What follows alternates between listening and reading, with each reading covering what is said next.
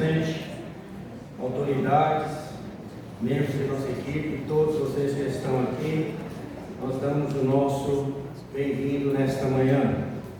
A Prefeitura de Valinhos, através da Secretaria de Saúde, com a participação do Centro de Atenção Psicossocial Esperança de Valinhos, estão honrados em receber todos vocês nesta manhã. Esta é uma solenidade oficial de abertura e acompanhamento da campanha Janeiro Branco. Passamos agora à leitura do boletim alusivo ao evento. Janeiro Branco surgiu no Brasil em 2014, idealizado pelo psicólogo Leonardo Abraão, na cidade de Uberlândia, Minas Gerais.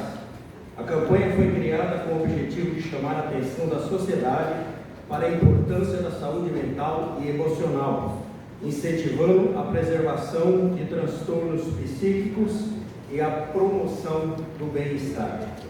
O mês de janeiro foi escolhido por seu forte valor simbólico. É o período em que muitas pessoas costumam refletir sobre a vida, fazer planos, estabelecer metas e buscar mudanças. A cor branca representa uma folha em branco, simbolizando a possibilidade de reescrever histórias, rever comportamentos e cuidar melhor das emoções. Janeiro Branco é uma campanha dedicada à conscientização sobre a saúde mental e emocional. Assim como o ano se inicia em branco, temos a oportunidade de repensar nossa vida, nossas escolhas e a forma como cuidamos da nossa mente. A campanha chama atenção para a importância de falar sobre sentimentos, emoções, ansiedade, depressão e estresse, combatendo o preconceito e o silêncio que ainda cercam esses temas. Cuidar da saúde mental é tão essencial quanto cuidar do corpo, pois ela influencia diretamente na nossa qualidade de vida, relacionamentos e bem-estar. O Janeiro Branco nos convida a olhar para dentro, buscar ajuda quando necessário e lembrar que pedir apoio é um ato de coragem e não de fraqueza. Desde sua criação, o Janeiro Branco se expandiu por todo o país, envolvendo profissionais de saúde, instituições públicas e privadas, escolas e sociedade em geral. A campanha promove debates, palestras e ações educativas, reforçando que cuidar da saúde mental é essencial e deve ser uma prática constante ao longo de todo o ano, não apenas em janeiro. Cuidar da saúde também é um ato de amor consigo mesmo e com quem nós amamos. Gostaria nesse momento de compor a nossa mesa de autoridades. Convido aqui à frente a senhora Luciana Pinhata, que é digníssima secretária de Saúde.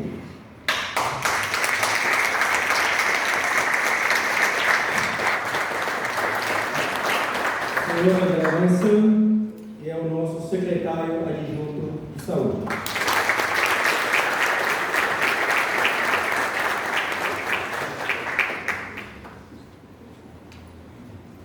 Senhor Rafael Escupenaro, digníssimo vereador e presidente da Câmara Municipal de Valinhos.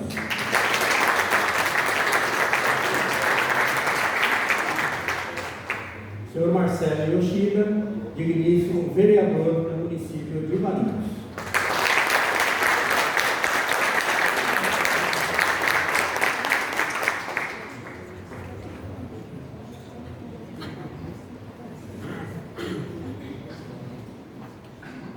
Senhor André Melcher, digníssimo secretário de Administração.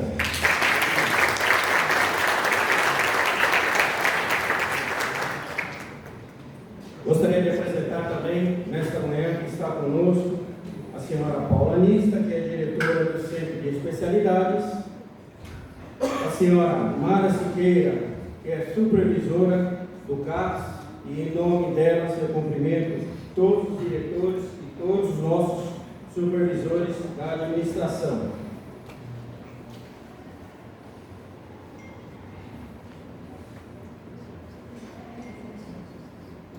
Popó já está por aí ou não? Não? Vamos dar prosseguimento, então, à nossa solenidade. Convido a todos, em posição de respeito, para juntos entoarmos o hino nacional brasileiro e logo após o hino de Marinho.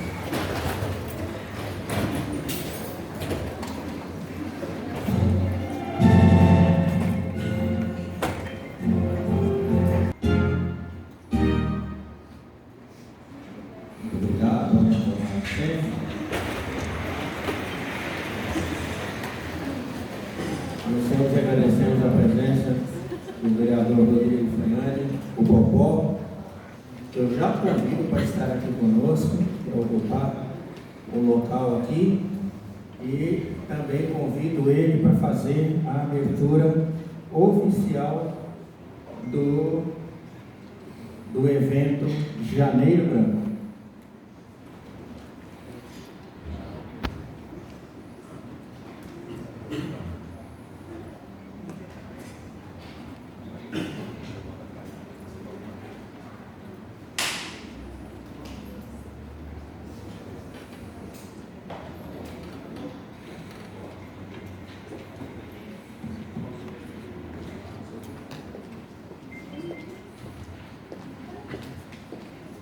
Bom dia a todos. Aqui na pessoa do nosso presidente Escupenário, me permita então, presidente, me dê licença. Declaro em nome de Deus aberto o evento Janeiro Branco no município de Valinhos. Parabéns a todos.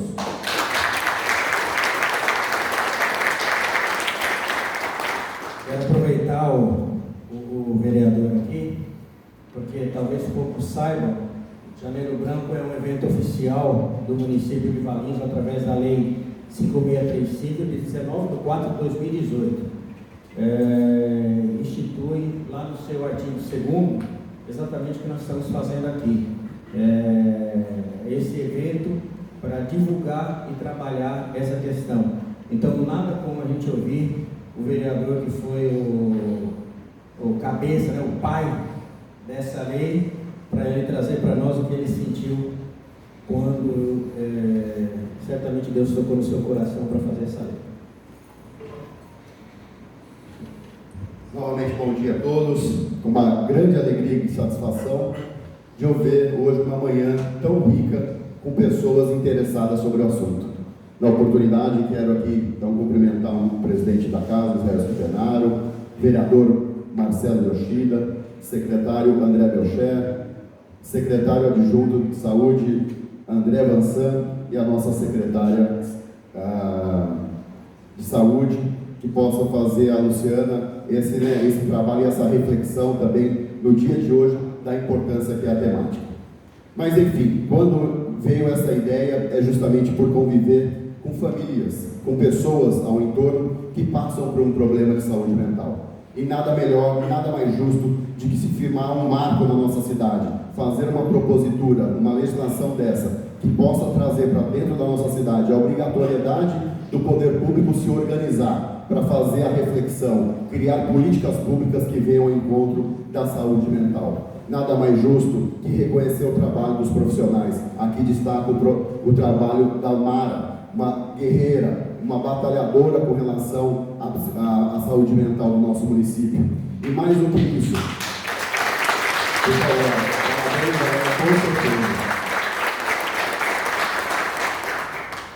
mais do que isso, hoje nós sabemos que nós vivemos num mundo de tamanha volatilidade de informações, um mundo dinâmico, de pressão do trabalho, de pressão em casa, ou seja, das exigências que o mundo moderno nos impõe. E isso tudo nos cabe fazer uma reflexão. Aqui está a nossa doutora Daíse, como foi feita a palestra na semana passada. A reflexão é: qual é o tempo que nós estamos reservando para nós? O que nós estamos fazendo para nós mesmos, para que a gente desacelere e cuide da nossa saúde mental? a depressão, o burnout, o sofrimento, a insegurança, tudo isso reflete no nosso dia a dia. Mas mais do que também criarmos ali uma situação de modo individual, nós temos que pensar no coletivo. Porque quando uma pessoa de casa adoece, as demais podem ficar doentes. E é uma doença silenciosa.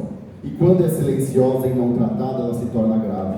Por isso, o momento de abordar esse tema dentro do Janeiro Branco, que tem aí o propósito de enxergar uma folha em branco e escrever uma nova história. E essa história depende de cada um de nós. E para isso, minha gente, vamos empunhar essa bandeira para que o Janeiro Branco seja a mola propulsora para que ao longo dos 365 dias do ano, presidente Scupenaro, nós possamos refletir sobre a importância dessa qualidade de vida que nós estamos sempre almejando. E para isso a gente tem que sair do discurso e para a prática, valorizar a integração das secretarias, valorizar os profissionais que abordam o tema, os profissionais que trabalham dia a dia, sobretudo ali no serviço público, fazendo com que a nossa família seja incluída nesse sistema, para que a gente possa então avançar nessa temática e cada dia mais buscar essa tão desejada qualidade de vida. Então peço a vocês que nessa manhã saiam com esse propósito de refletir sobre a importância de pensar em vocês, mas também na coletividade. Muito obrigado, beijo do coração.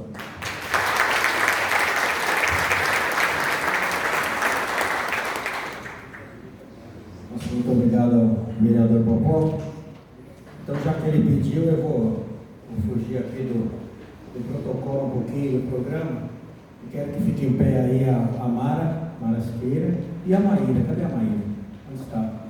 São as duas que, com carinho de mãe, carregam o CAPES lá.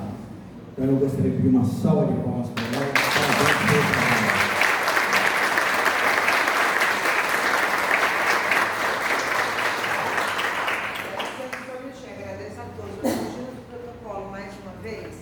Então, assim, a Maíra está chegando conosco agora na saúde mental do CAPES, mas eu tenho o CEMAP, onde que o Tuta toma conta do CEMAP da casa, Tuta, por favor. E a Silene, então,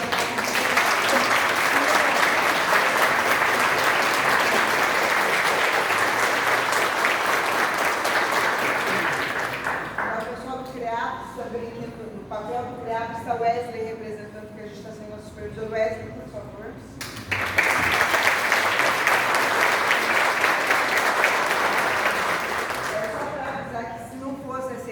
O serviço de saúde mental dessa cidade não aconteceria. Então, gratidão a todos vocês.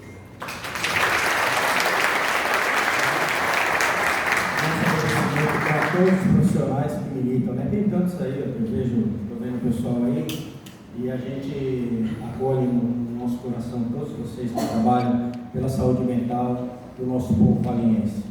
Vamos ouvir agora a palavra do nosso presidente da Câmara, Israel Scupenaro. Bom dia a todos. Bom dia. Bom dia muito proveitoso para todos nós, né? No início de semana. Quero fazer os cumprimentos aqui ao vereador Popó e já parabenizar o vereador pela lei, né? Parabéns à Casa de Leis. Já parabenizando também o vereador Marcelo aqui por essa Casa de Leis que passa tudo que é importante da cidade acaba passando por essa Casa de Leis, né? E muitas das coisas importantes são autoria dos próprios vereadores, como essa lei, né, que a gente trata de um assunto tão importante aqui para nós. Eu cumprimento a secretária Luciana, a secretária André Melchior, e também o André Vance, o secretário adjunto, a doutora Daiane, que está aqui, entendo aí, né? A Mara, toda a equipe que está aí, a Mayra, né, o Anderson, o Silene, né? Toda a equipe que trabalha nesta área, né? Também vejo aqui os agentes comunitários de saúde que acaba tendo um confrontando direto com a população, também que está aproveitando o momento, né, de estar junto aqui. A Rose, né, companheira antiga já, nossas de longo tempo. E sendo breve aqui, né, é importante, num desses eventos da saúde, fiz um comentário, né, da importância da gente cuidar uma mente, né, uma mente sã, né, mentalmente, se estivermos bem, com certeza isso vai refletir no nosso corpo também. Né? Eu sei que tem um provérbio bíblico que diz: sobretudo que se deve guardar, guarda o teu coração, porque dele procedem as fontes da vida. Aqui, quando fala de coração, claro que não está falando de um órgão que está batendo lá, né, e bombeando sangue. Está falando do nosso interior, da nossa mente, do nosso pensamento, do nosso sentimento, das nossas emoções, né? E tudo isso afeta, né? Pode afetar o nosso físico também. Sei que não é somente a pressão, o estresse, que tudo isso aí já foi falado, alguma coisa que o Popó estava comentando, né? Não é só isso que nos cercam hoje, né? Muitas pessoas se utilizam de algumas coisas como entorpecente, ou drogas, alguma coisa também que pode prejudicar também mentalmente a pessoa, levar a pessoa. Eu conheço pessoas que estão totalmente perdidas mentalmente e foi através do uso indevido de algumas substâncias também, né? Então o cuidado nós temos que, quando falam que qual é o nosso papel, né? Que eu a pergunta que fica de qual é o nosso papel em tudo isso, com certeza o nosso papel é nos preservarmos, né, em primeiro lugar, né? Nos preservar para poder preservar aquele que está próximo de nós, né? Fiz um mandamento que fala que o maior mandamento de todos é amar o próximo como a si mesmo. Se a gente não se amar, como é que a gente vai amar o próximo, né? Então, primeiramente, nós temos que nos amar, né? Cuidar de nós, para cuidar daqueles que estão ao nosso redor, e sempre o mais próximo de nós além a nossa família que está ali ao nosso lado. É difícil você, hoje em dia, muitas famílias passam por situações, né, de a pessoa com questões mentais, né, saúde mental abalada, né, e a maioria delas são justamente pelo uso indevido de entorpecentes, drogas, essas coisas, né. Conheço muitas, chamado para conversar com muitas pessoas, né, muitas mães nos procuram, principalmente a mãe, né, que tem aquela preocupação, e é algo que a gente tem que ter um cuidado muito expressivo aí, né, e essa reunião que nós estamos fazendo aqui para saber qual que é o nosso papel, né, sei que nós vamos ouvir muito mais aqui o que eu estou falando aqui, ela é de extrema importância para a gente tomar as direções certas na nossa vida e preservar a nossa saúde mental. Muito obrigado. Esta casa aqui sente o prazer, o orgulho de poder, né, ser esse espaço para que um assunto tão importante como esse seja todo bem-vindo que é a Câmara Municipal, né? Aqui é citada a Casa do Povo e realmente é a Casa do Povo. É aqui que acontece tudo, né, dentro da cidade. Deus abençoe a todos, tenham uma ótima semana.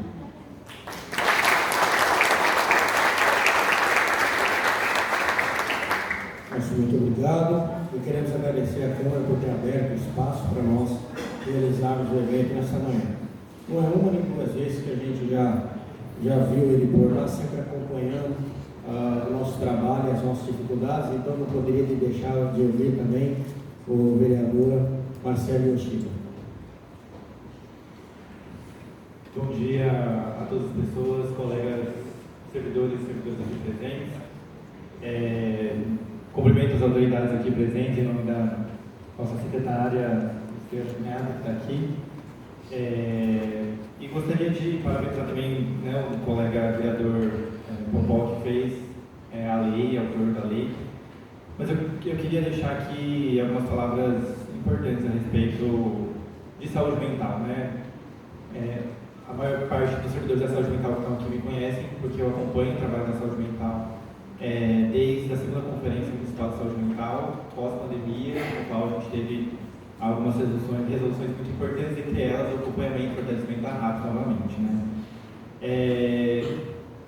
Acho que é importante, e falando para os servidores especificamente, acho que é importante que a gente tenha consciência dos limites do nosso trabalho, né? Eu estou vendo muitos rostos aqui que eu conheço e dialogo com alguma frequência, e são pessoas que trabalham muito sério. Imagino que todos que estão aqui têm esse trabalho e levam o seu trabalho muito a sério. Só que a gente não consegue fazer tudo. A gente não dá conta de fazer tudo. A gente quer fazer muita coisa, mas por vários motivos, né, enfim, que vão se acumulando e ao longo do tempo, muitas vezes a gente não consegue. A gente não consegue porque falta estrutura, falta material, falta gente, falta muita coisa. Mas espera, né, que o prefeito novo aí consiga fazer uma melhora significativa para que a gente possa ter melhores condições de trabalho, mas que a gente também saiba o nosso limite na nossa situação. A gente não consegue dar conta de tudo.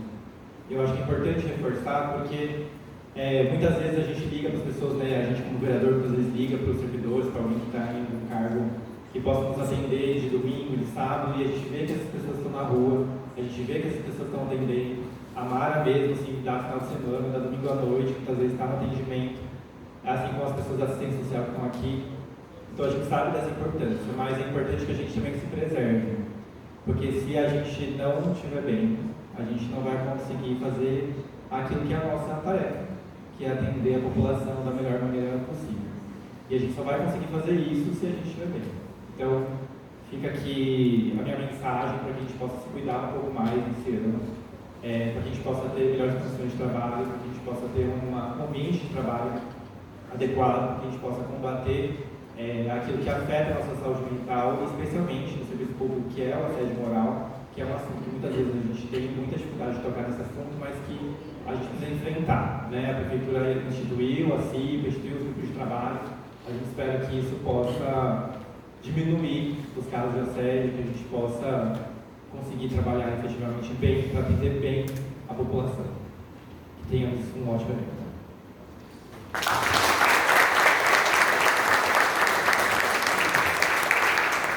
Ele tem tratado a saúde mental com uma perspicácia incrível, com carinho, com respeito, e a ele eu dou a minha admiração.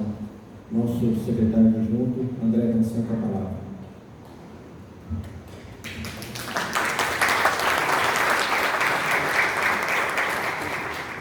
Bom dia. Bom dia. Pessoal, todo mundo sabe que eu falo muito, mas hoje eu vou ser breve, porque é o dia de vocês. Essa ação foi feita para vocês. Eu agradeço ao pessoal da Associação Brasileira de Qualidade de Vida, ao ilustríssimo Dr. José, que está com a gente aqui hoje, essa grande autoridade do Brasil, e essa é a primeira, mas não vai ser a única. As portas estão abertas, doutor, e é com parcerias que a gente vai buscar evoluir.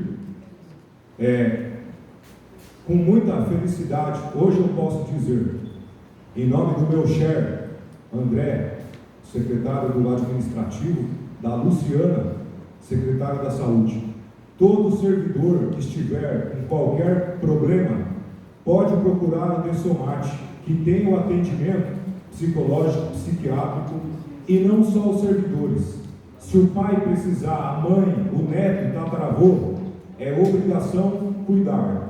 E é esse o lema e o legado que eu e a Luciana queremos deixar. E é dar um exemplo para todos. Eu vejo muitos profissionais da saúde aqui, a maioria trabalhou comigo. E vocês também são responsáveis por transmitir essas informações. Não precisamos chegar no fundo do poço para pedir ajuda. Desabafar, buscar ajuda, como foi dito antes, também é um ato de coragem. E que essa conscientização seja assim, 365 dias no ano, pois sem saúde mental não tem saúde integral. E finalizo dizendo que vocês é o que nós temos de mais precioso, pois se vocês não estiverem bem, não vão conseguir atender bem a população. Doutor, me corrija se eu estiver errado, mas quando a gente fala de transtornos mentais, emocionais, lá no topo da lista, quem atende público, segurança pública, saúde e gestão, e por aí vai. Então, nós queremos cuidar de vocês, e quem precisar, peça ajuda. Já finalizo por aqui e agradeço demais por ver a casa cheia e, repito, todos vocês são responsáveis agora por transmitir as informações, essas informações que salvam vidas, pois quando se fala em prevenir saúde mental, uma das maiores formas de prevenção é a divulgação. Obrigado.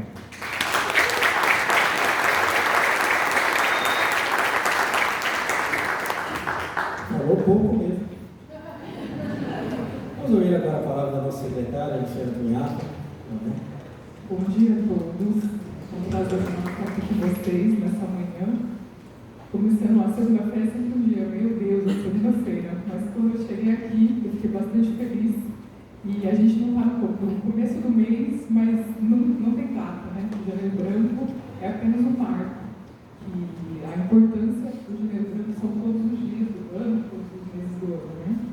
Agradecer os vereadores presentes, o presidente da Câmara, o vereador Israel Marcelo Yoshida, Popó, pela instituição do Janeiro Branco aqui no nosso município. Agradeço ao secretário André Michel, representando todos os secretários do município. Agradecer o braço direito e esquerdo aqui, o André, que está sempre ainda mais próximo de toda a equipe da saúde mental. Agradecer a Mara por esse evento maravilhoso. Gente, eu não conheço a Mara de agora, a gente se conhece há mais de 18 anos. E ela sempre foi essa pessoa, dedicada, guerreira. Às vezes ela não está nada bem, gente, mas pelo outro, ela está entregando muito mais do que ela acha que ela é capaz, mas a gente sabe da capacidade que ela tem. E a pessoa dela agradecer cada funcionário da saúde mental, a Paula que chegou agora, a diretora, que está agregando nesse grupo, e que eu acredito que vai fazer muita diferença aqui na nossa secretaria. E agradecer a todos os profissionais presentes, Tati, agradecer a presença da Tati, representando a Secretaria de Desenvolvimento Social, e tantas pessoas que estão aqui que não dá para falar o nome de todo mundo, porque como o André falou, hoje é o dia de vocês, né? E agradecer demais a presença do Dr. José Roberto, presidente da Associação Brasileira de Qualidade de Vida, que é uma coisa tão bonita de falar, tão linda de ouvir, mas que se torne real nos nossos dias e que se torne uma realidade na nossa vida, na vida da nossa família. Eu comentei em alguns outros eventos aqui no Janeiro Branco, que nós somos profissionais da saúde, nós somos seres humanos em primeiro lugar, e a gente não consegue chegar no trabalho e deixar tudo para trás. Cheguei no trabalho, vamos atender, próximo, o que vamos fazer? Nós não somos essas pessoas, né? Todo mundo tem família, tem filho, tem problemas acontecendo de saúde na nossa própria casa, marido, pai, mãe, irmãos, e a gente não consegue deixar tudo e agora a gente vai se dedicar plenamente, porque a gente não é só esse ser humano profissional. E às vezes você está lá trabalhando, se esforçando, se dedicando, tem filho ligando. Eu falo com propriedade, porque eu fazia isso. Quando a minha mãe trabalhava e o meu irmão ficava em casa brigando, eu vou ligar para minha mãe agora. Mãe, você não sabe o que ele está fazendo. Passava 10 minutos, eu desligava, o meu irmão ligava. Então, assim, a mãe tem que trabalhar, o pai tem as crianças em casa, ou tem que levar os filhos para cima e para baixo. Então, esse é o momento, né? Eu até li ali qual é o meu papel. O nosso papel, o seu papel é o principal. Cuidar de você primeiro, para você conseguir cuidar do outro na sua casa, do outro no seu trabalho. É porque a gente tem que estar bem, né? Quando a gente viaja, a gente vê bem um anúncio ali dentro do avião. Quando cair as máscaras, coloque você primeiro, para depois você conseguir atender quem está ao nosso redor. Então, a gente sabe que o trabalho, em especial hoje, da equipe da saúde mental, propagando para cada profissional, para cada servidor da prefeitura, é extremamente complexo, mas vamos cuidar de nós primeiro, né? E reforçando o que o André falou, em parceria com a Secretaria de Administração, nessa nova gestão do prefeito Franklin, foi instituído esse atendimento psicológico, psiquiátrico, da Somate, né, em parceria com a Secretaria de Saúde, para atender os nossos servidores, e quem não é servidor pode procurar também, que a família também vai ser atendida, porque a família é reflexo, né, o nosso reflexo ali, e a nossa bagagem mais maravilhosa que a gente também tem que cuidar. Então, eu agradeço a presença de cada um e vamos aproveitar o evento.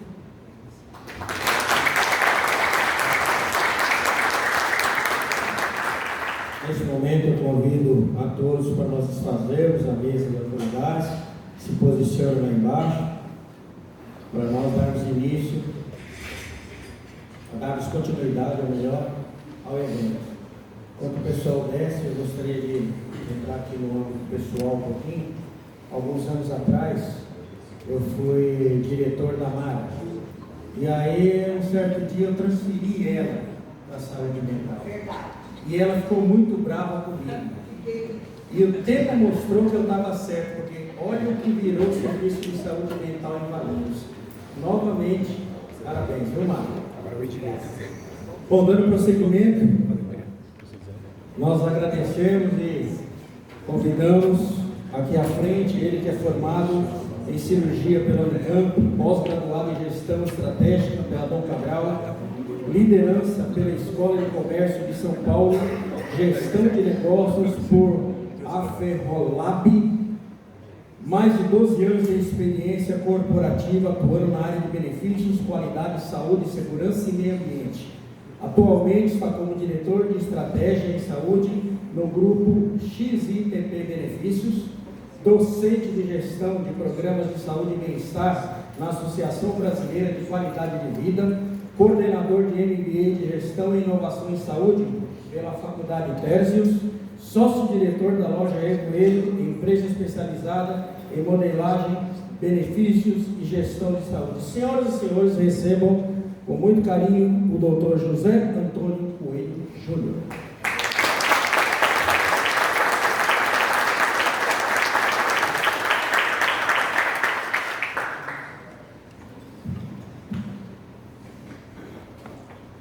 Muito bom dia. Bom dia. Bom, em primeiro lugar, queria, antes de fazer os agradecimentos, dizer que eu estou em casa. Por uma grata e feliz coincidência, eu sou um cidadão valiense. Eu moro aqui. Né? Então temos já uma bela identidade. Nos cruzaremos sempre que... agora que eu estou vendo a cara de cada um de vocês, então a gente consegue. Eu sou bom de rosto, eu sou ruim de nome, mas eu sou bom de rosto. Então, fica o convite de que se a gente se cruzar, por gentileza, me abordem, que eu vou abordá-los também e falar, pô, e aí, como é que está a saúde mental?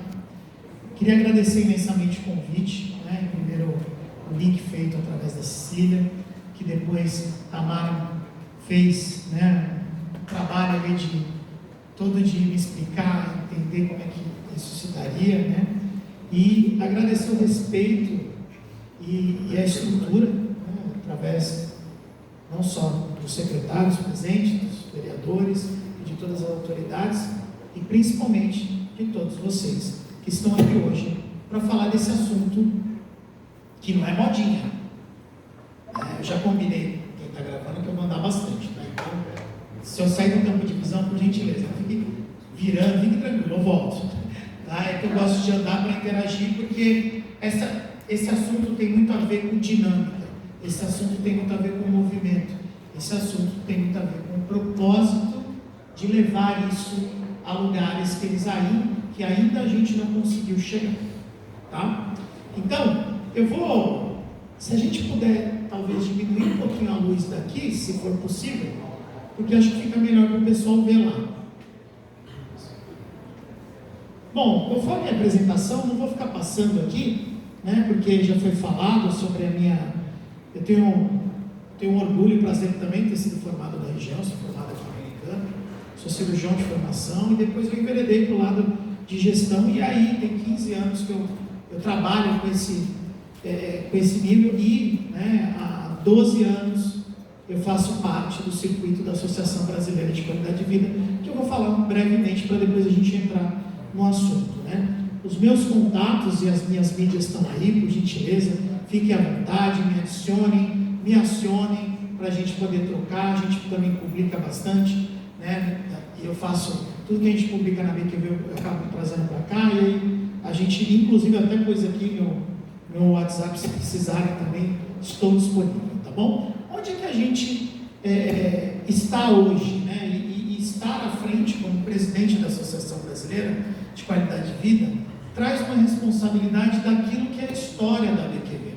Enquanto esse assunto quase que não existia na vida das pessoas, nós já existíamos dentro do cenário brasileiro.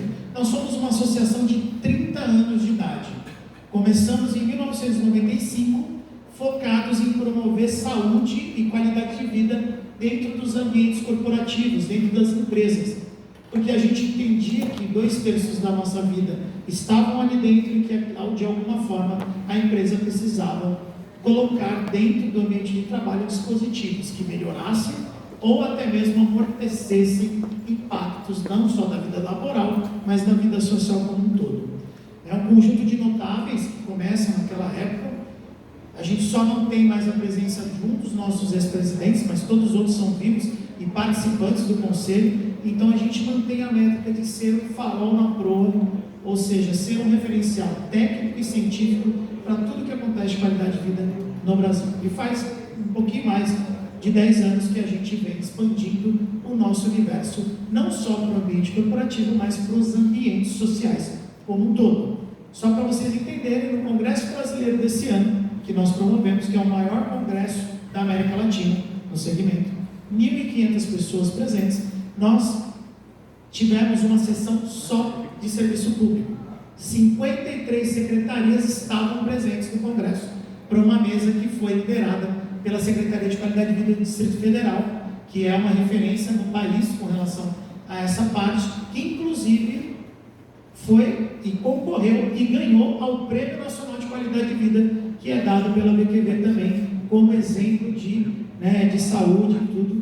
E a gente estava conversando aqui, que inclusive as ações que são feitas aqui, a estrutura que são feitas, que vocês têm hoje de acesso, conhecer no Brasil, do jeito que a gente conhece, vocês também têm toda a condição. Já fica o meu convite, a minha provocação para que vocês se inscrevam esse ano e participem do Prêmio Nacional. Tenho certeza que Valinhos não só vai ser reconhecida e vai trazer, né, essa motivação, mas também com a devolutiva daquilo que a gente enxerga, que dá para andar, onde está andando, o que está acontecendo. A gente usa essa referência de tudo que acontece no país, né? Então, o que nos guia?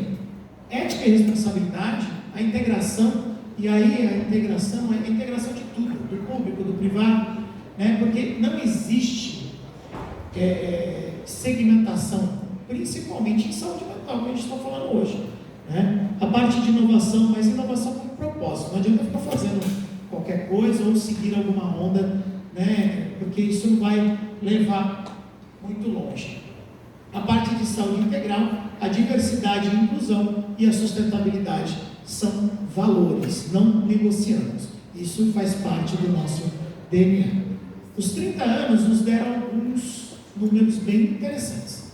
Nós falamos para um público direto de mais de 2 milhões de pessoas hoje. Indiretamente, a mais ou menos 5 milhões de pessoas. Isso são as empresas e as associações, as instituições que são nossos sócios. São mais de 600 especialistas e acadêmicos que vão dos nossos eventos como congressistas, palestrantes.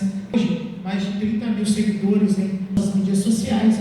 Já temos 20 no Congresso Brasileiro, ou seja, é o maior evento da América Latina, né? Então, ele é um conjunto muito robusto, um volume de informações muito grande. A gente realizou esse último ano, 6 países diferentes vieram aqui para palestrar.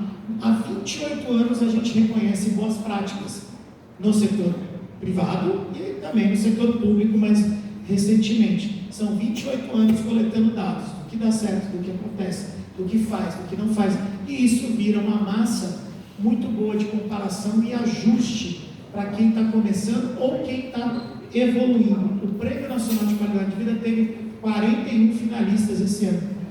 É o maior prêmio do mundo. É maior, inclusive, que o Global Health, que é o prêmio de qualidade de vida global, que tem menos finalistas do que a gente. O nosso processo de seleção, ele, inclusive, é maior, a ponto de que quem ganha é muito comum quem ganha o nacional, concorre ao Global e ganha também.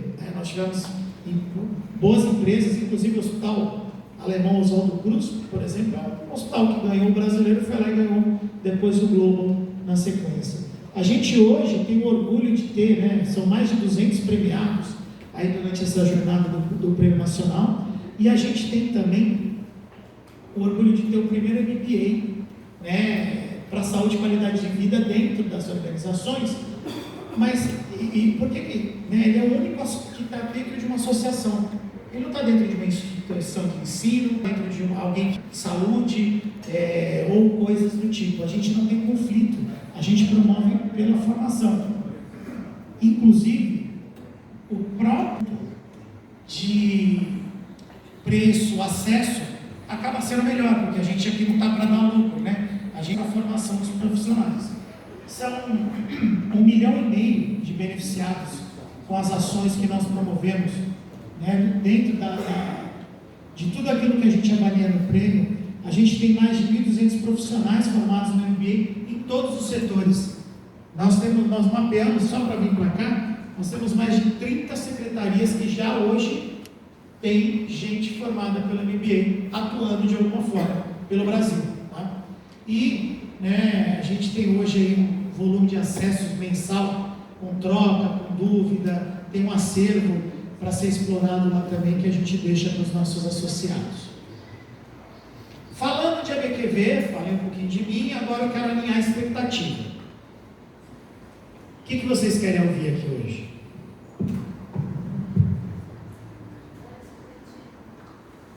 Pode falar. O que vocês querem? O que vocês gostariam de ouvir? A solução? O caminho. E o primeiro passo para a gente falar do caminho é a gente entender como é que a gente vai chegar lá no finalzinho da nossa conversa. Bom, primeiro, por que o janeiro branco importa? Né? Segundo, o que adoece o ambiente?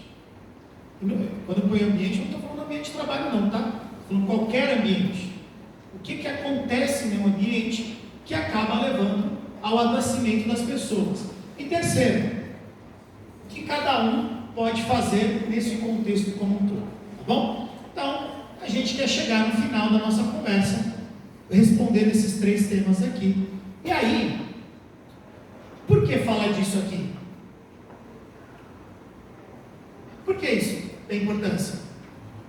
Por que a gente tem uma solenidade dentro da Câmara, com todas as autoridades presentes, dando peso para esse tipo de coisa? Por que faz sentido? Por que a gente está aqui, gente? O que isso importa para Valinhos? É importante a gente sacar uma coisa, que a gente não para pensar. Um ambiente psicologicamente saudável, ele é infraestrutura que a gente não vê, mas a gente sente dentro de um local, principalmente para uma população que se pensa e embarca nos serviços que tem aqui dentro da cidade de Valinhos. Então, se eu tenho uma população psicologicamente saudável, que trabalha dentro de um ambiente saudável, isso reflete na qualidade do serviço, isso reflete nas relações, isso reflete na produtividade, isso reflete na segurança. E isso transpõe para casa, isso transpõe para a família, isso transpõe para o nosso ambiente. Se você está dentro do ambiente que você se sente acolhido, que você se sente respeitado, você automaticamente leva isso para onde você está, para onde você mora, para onde você convive, para o teu meio social.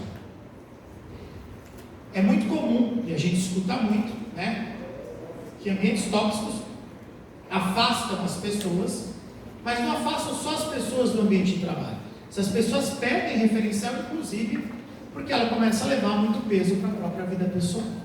Então, falar disso aqui é criar infraestrutura e qualidade de serviço para vocês que estão, muitas vezes, se relacionando, né, com todo cidadão que precisa dos serviços de Valinhos. E isso é importantíssimo, porque não se constrói isso do nada. Um ambiente, agora temos um ambiente saudável, por força de lei ou por, né, uma determinação de XYZ, eu tenho agora que me comportar, eu tenho que. Isso são valores que está dentro de uma cultura que começa pela base. E toda cultura começa dentro da gente. Se a gente não se identifica com a cultura do local que a gente está, nós temos 2 opções. Ou a gente vai ser feliz em outro lugar, ou a gente vai exercer o nosso papel para ajudar a transformar aquele ambiente da melhor forma possível de se conviver, de se atuar e se fazer. Então, qual é o meu papel? Já começa aqui. Foi falado muitas vezes dentro da mesa de abertura. Começa pela gente. Começa pelo empoderamento de falar: eu tenho a obrigação de me colocar alertas, de me colocar numa posição onde eu preciso me priorizar, onde eu preciso centralizar, e no ambiente que eu trabalho, no ambiente que eu convivo, eu também tenho a obrigação de influenciar positivamente esse ambiente. Eu não vou ser mais um que vou passar e jogar o papel pelo vidro, pela janela do carro. Daqui a pouco ninguém transita. Eu vou fazer o meu trabalho, eu vou fazer o meu papel de não ser mais um poluidor na saúde mental das pessoas. Eu vou fazer o meu papel de ser uma pessoa que vai ter centradamente as relações sem abuso, sem assédio, e não ficar também, né, dando margem para a criação de ambientes hostis. Por exemplo, é muito comum quando a gente pega líderes que têm algum nível de problema de comportamento, a gente vai até falar um pouquinho, é muito comum que esse ambiente esteja carregado, obstruído, não tenha rendimento, exista uma sobrecarga. O líder, muitas vezes, quer que o liderado se projete numa coisa que nem ele faz. Então, para quem tem cargo de liderança, ou para quem está à frente de algum movimento, tá, né, de alguma forma sendo referência, as pessoas, os liderados, as equipes não fazem o que você fala, fazem o que você faz.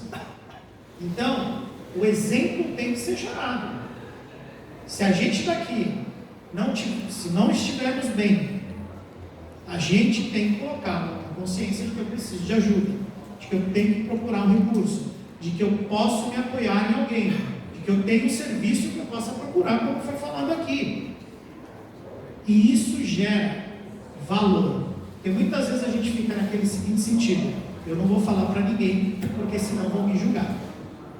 Eu vou me colocar numa posição de defesa, porque senão vão me achar que eu sou frágil, vão achar que eu não consigo.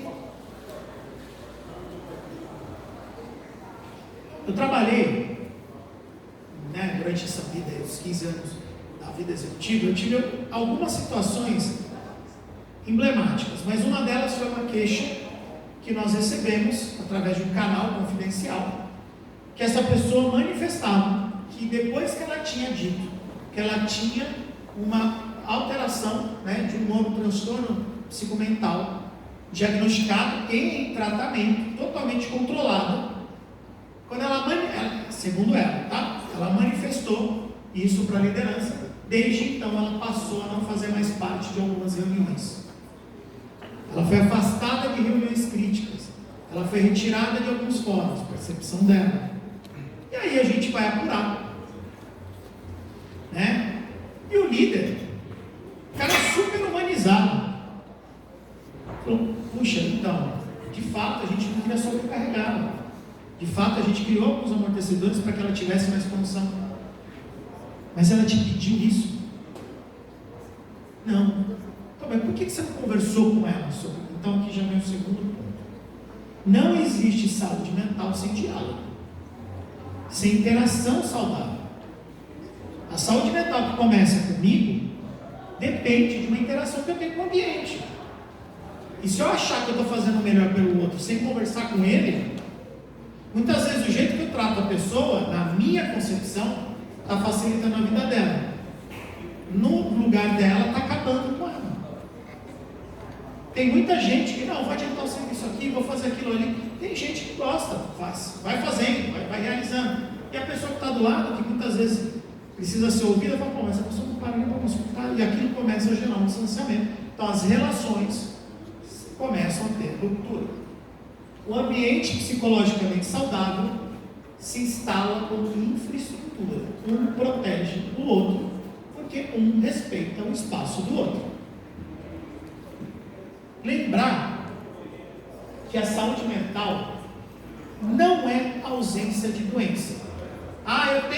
Vou preservar minha saúde mental. Não significa que não tenha doença. Uma pessoa com depressão tem saúde mental. Uma pessoa com ansiedade tem saúde mental. Todos nós temos saúde mental. Mas o que te acho é a saúde mental. Então, não é? Quando a gente fala de saúde mental, a gente automaticamente, praticamente, se opõe a doenças psicomentais. Não, quando eu faço saúde mental é porque eu não vou ter nenhum caso. Depressão não tem a ver com isso. Depressão é uma questão biológica, bioquímica. Ansiedade também, ela é disparada por vários gatilhos. Ela vai continuar existindo, mas você vai continuar tendo sua saúde mental. E o que define isso? Então, vamos lá. Vamos imaginar uma bateria, tá? Igual está lá na tela.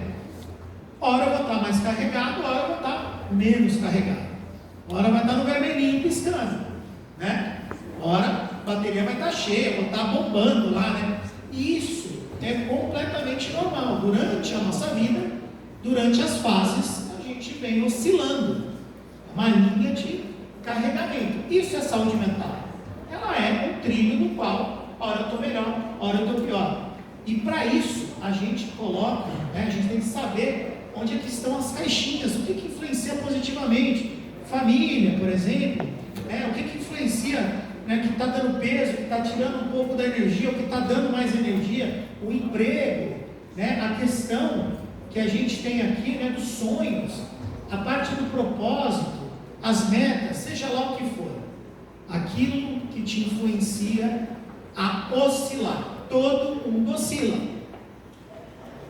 Aquela pessoa que todo mundo, às 6 horas da manhã, todo dia está acordando, cantando, tagarelando, 5 horas da manhã está acordando, feliz da vida, tem alguma coisa errada. Tem alguma coisa errada. Por quê? Porque a oscilação é normal.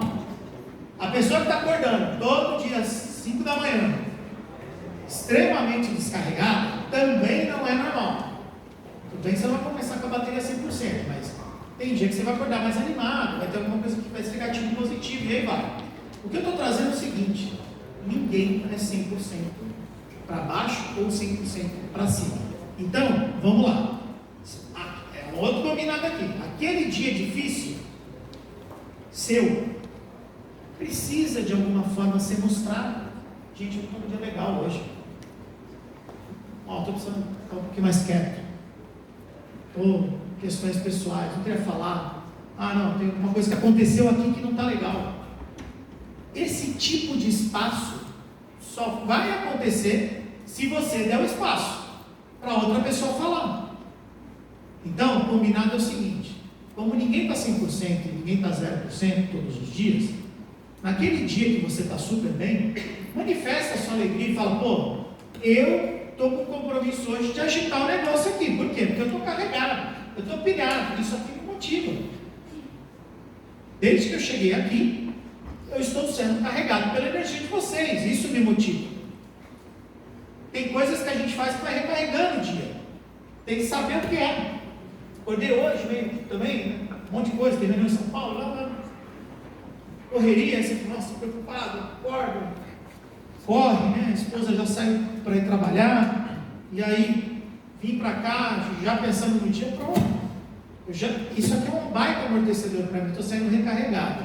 Então, aquele dia que você está na bateria mais baixa, precisa, obviamente, ter que você reconhecer aquelas caixinhas que te recarregam.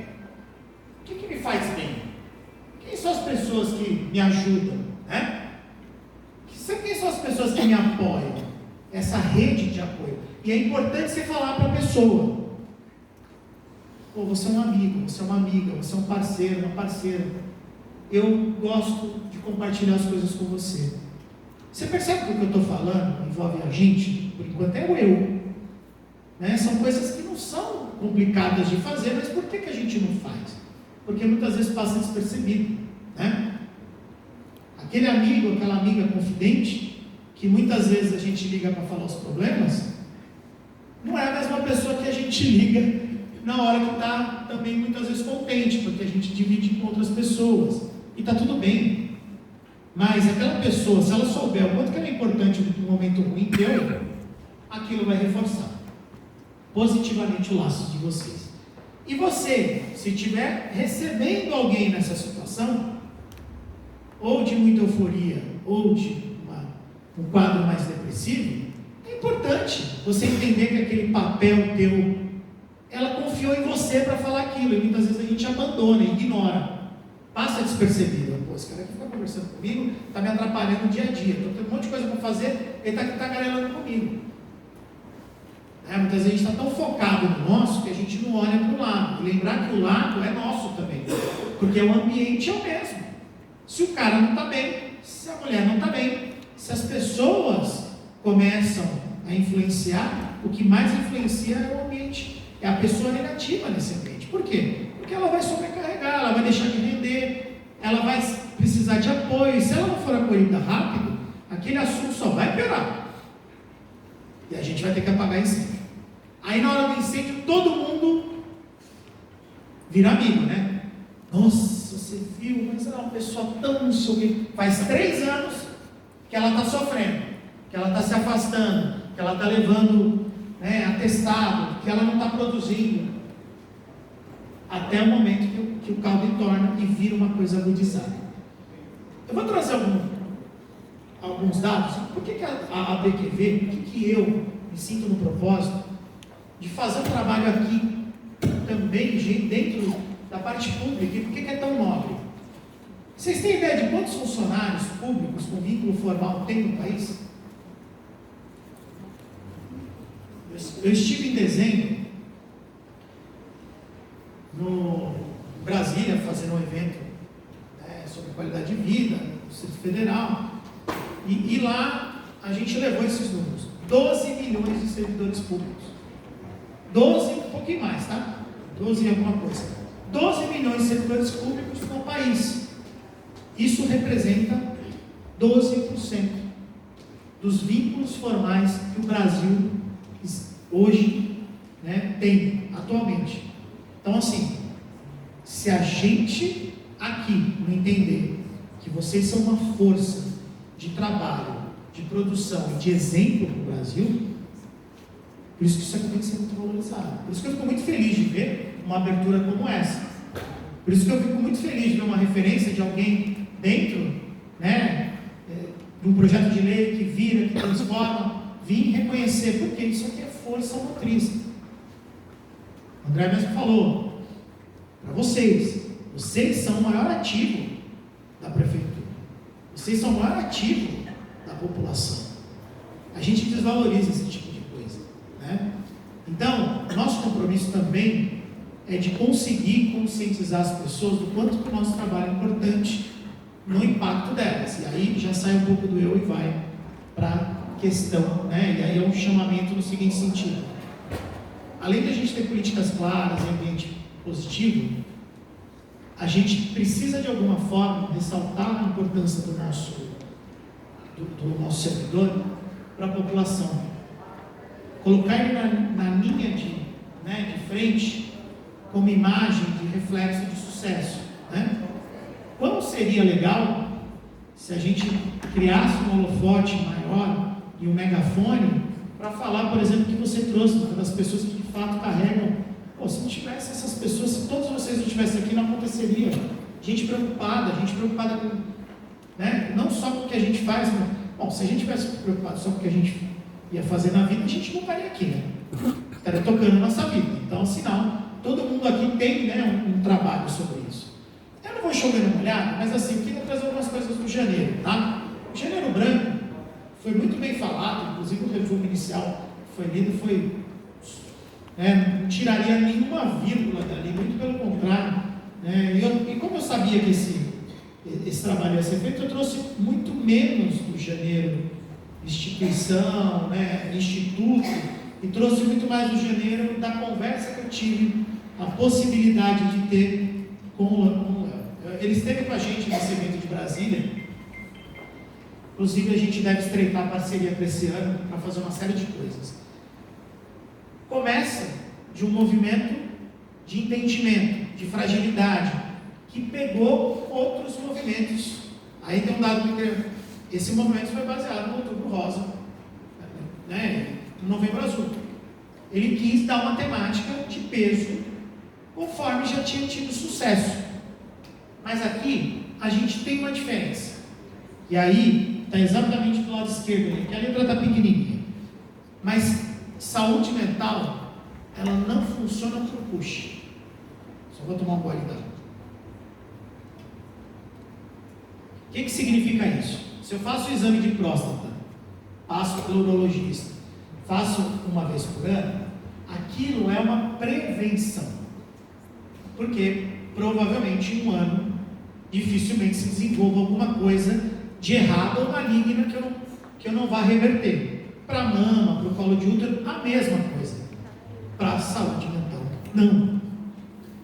Então, o Janeiro Branco, ele é, como a gente falou, um fato de repactuar. Foi falado, isso é uma folha em branco.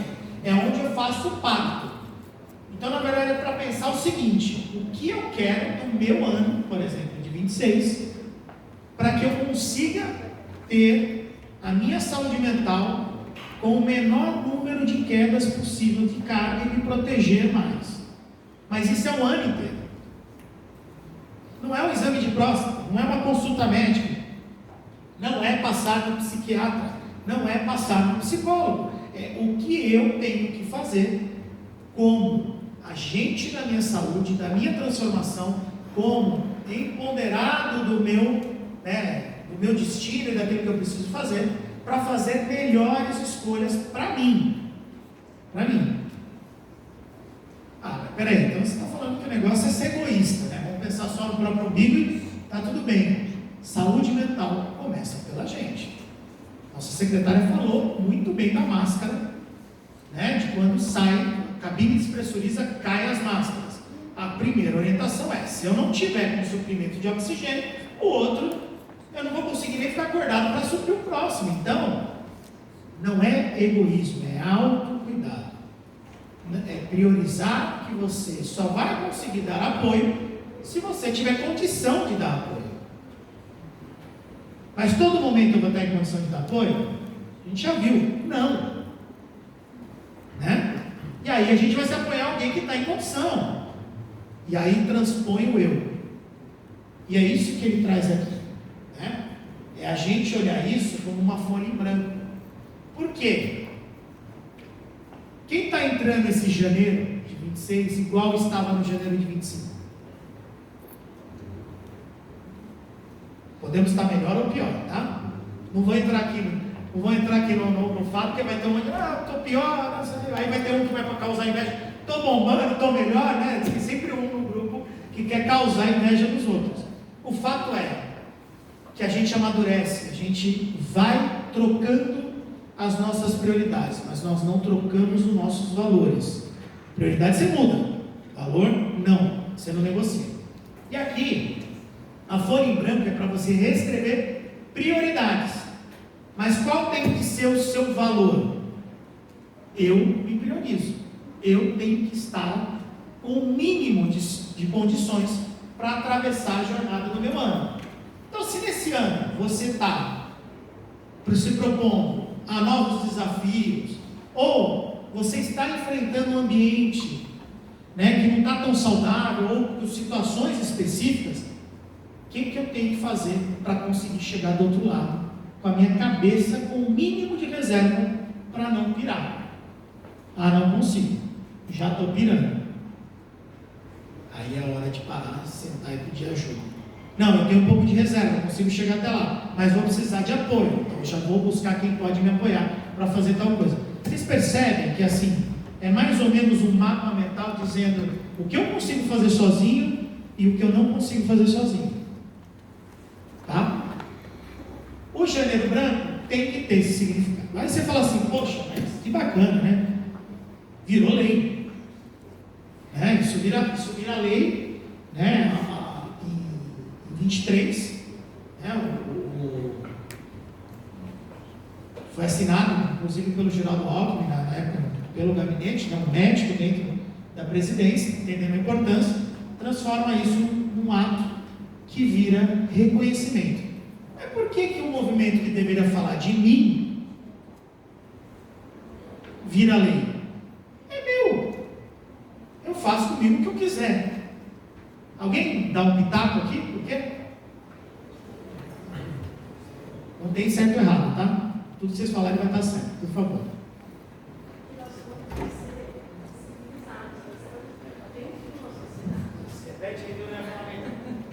Porque nós somos seres civilizados, nós estamos dentro de uma sociedade. Então essa interação depende de mim e de você. E o mal-estar, ele se instala aí. Exatamente isso. É o reflexo e o impacto das nossas escolhas num todo, que a gente não enxerga. Então quer dizer que as minhas escolhas pessoais impactam no todo e isso reflete no geral. Sim, perfeito, é exatamente isso. Foi o que a gente falou, a saúde mental depende não só da minha máscara de oxigênio, mas depende das interações que eu estabeleço no meu meio. E aí, né, tá pequenininho lá, mas eu vou ler para vocês. Onde é que isso acarreta? Escolhas e caminhos que nos levam para alguns momentos, né, de maior necessidade de tratamento, de acompanhamento, ou até mesmo de adoecimento, revelam o quanto que isso é impactante e por que isso precisa ser lei. E não é lei do que eu faço, é lei das consequências, é do impacto do todo, é da vida social que a gente vem levando, é da nossa correria, é do nosso, do nosso excesso digital, do nosso conjunto de distorções sociais que acabam acarretando uma série de coisas. A principal delas é a depressão, né? É uma doença muito frequente, e se a gente vai pensar hoje, ela está afetando 15% de uma população toda. Acabei de falar que o volume de, eu usei esse número, não foi à toa, os funcionários públicos no Brasil representam 12% da massa formal de emprego. É como se a gente pegasse todos os funcionários do Brasil e estivessem depressivos, públicos, mais do que isso, 15% da população. Aí você fala, mas, e por quê? O porquê é multifatorial, não é aqui a nossa essência, aqui a gente precisa lidar com a prática, porque a gente tem que criar os amortecedores. Isso é um processo de evolução social, isso é um processo de evolução, principalmente geracional, que vem mudando muito o comportamento. Quarto lugar, entre o que mais tem custos com doenças, e é mais comum nas mulheres. 20% das mulheres desenvolvem um nível de depressão durante a vida. Por quê? Foi falado aqui. Foi falado pela secretária, inclusive, quando ela falou dos filhos. A mulher tem a carga dela de trabalho, e a gente vive dentro de uma cultura machista que centraliza as obrigações da casa na mulher. Eu não tenho isso em casa, graças a Deus. Use de exemplo para replicar. Por isso que, quando a gente fala de educação de filhos, educação de filho é você ensinar o homem a exatamente ter essa participação dentro do núcleo, porque a gente, dentro desse efeito geracional, a gente vem ver melhoras, mas muito discretas. E tem um outro porém ali. A mulher, em média, pelo volume de afastamentos no Brasil associados à saúde mental, ganha entre 25% a 30% menos no mesmo cargo exercido. Tanto que o volume no caso ali, dos afastamentos que são pagos pelo INSS, você olha, da mulher está mais de 20% abaixo do que do homem. Isso é reflexo direto de um desgaste, de um trabalho muitas vezes não reconhecido e remunerado, e que tem uma sobrecarga de uma segunda ou até terceira jornada, por isso que sobrecarrega. E quando você olha isso, já vem uma questão de consciência. E aqui é para a gente refletir, tá? A gente está vendo no ambiente de equipe, alguém faltou porque um filho ou uma filha está ali dentro de uma necessidade que precisou da nossa presença, seja no acidente, escola, saúde, qualquer coisa. A probabilidade de ter sido uma mulher que faltou é quase 3 vezes maior. Vocês perceberam? E aí, o homem se afasta quanto tempo da licença maternidade? Volume de poucos dias. Um pouco variável, mas muito menor do que o tempo da licença maternidade, todo o período gestacional que a mulher passa. Então, esse tipo de coisa é para a gente parar para pensar. Homem e mulher são muito diferentes com relação à percepção do impacto da vida social para dentro do ambiente de trabalho. Muito diferentes. Isso tem que ter. Entre as mulheres, a gente vai falar de sonoridade, entre os homens, para muitas mulheres, tem que ter empatia. Então, assim, uma mulher que é mãe, tem todas as obrigações de casa, ela tem uma percepção de impacto de rotina completamente diferente de um homem, que muitas vezes ou é solteiro, ou que não se envolve com a rotina na família, e não estou diminuindo o papel do homem, só estou falando o seguinte: isso reflete diretamente no quadro depressivo. Isso reflete diretamente no peso e sobrecarga que uma mulher leva sobre o ponto social. Quando vocês forem montar grupos de discussão, comece ouvindo as mulheres. Sempre. Porque ali você vai ter percepções muito diferentes. Né? Então, quando vocês forem montar um grupo de bate-papo, de acolhimento, de escuta, é importante que a mulher tenha uma voz priorizada. Porque vão ter coisas, e é muito comum acontecer, não estou falando aqui porque não é o caso, mas quando a gente chega em empresas onde 80%, 90% da diretoria, muitas vezes até 100% da diretoria, são homens, como é que eles vão ter capacidade de fazer um programa de acolhimento e suporte de saúde mental se eu não estou lá? Aqui a gente tem o privilégio de fazer leis, de imputar a responsabilidade, né? A gente tem a obrigação de dar voz para aquilo, para quem de fato usa e precisa daquele serviço, daquela informação. E quando ele não tem voz, isso agrava um quadro de depressivo. Por quê? Porque essa pessoa começa a sofrer calada, e muitas vezes ela está tão apagada, está tão diminuída pelo negócio, que ela não encontra a voz e não quer ficar estigmatizada. Ela se recolhe e começa a sofrer sozinha. Isso aqui é muito comum acontecer, principalmente para a mulher. Tá?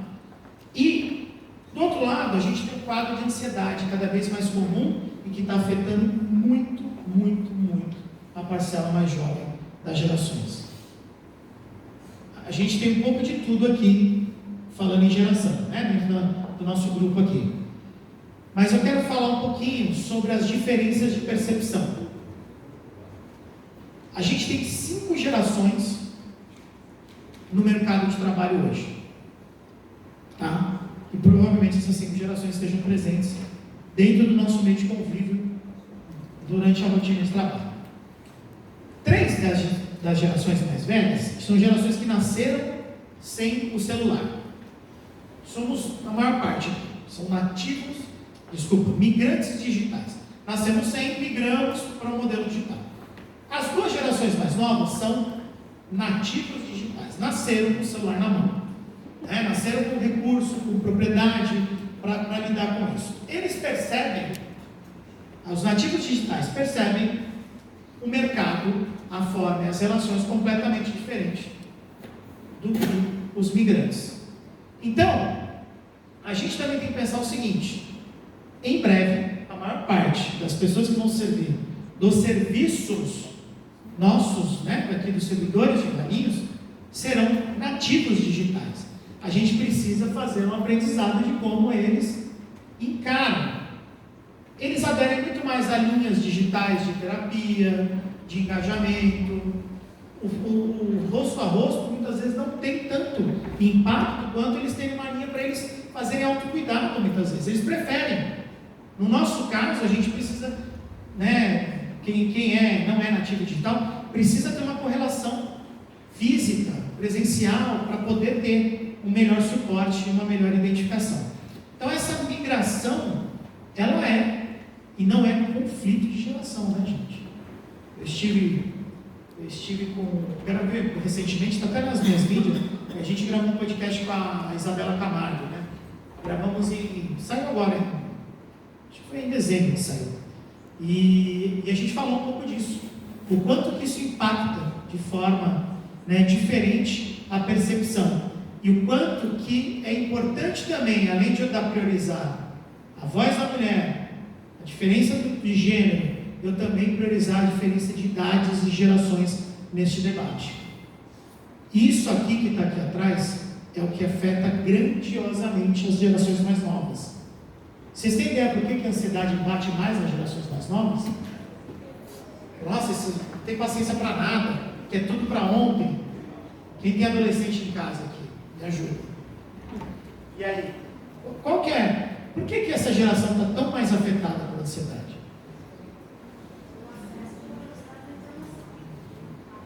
Perfeito. Velocidade da informação.